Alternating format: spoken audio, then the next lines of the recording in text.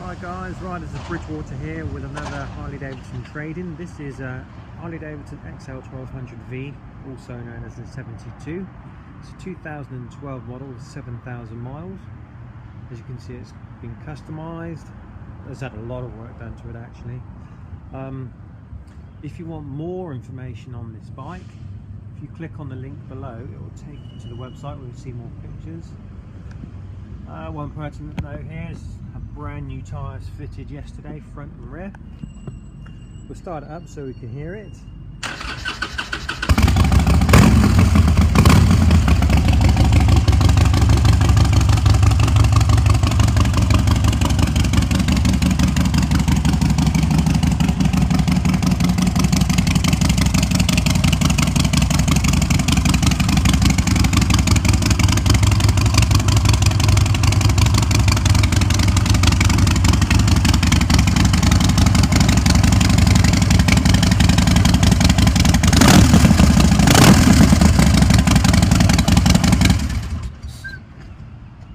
Okay, thanks for watching. Hopefully we'll see you in the store soon.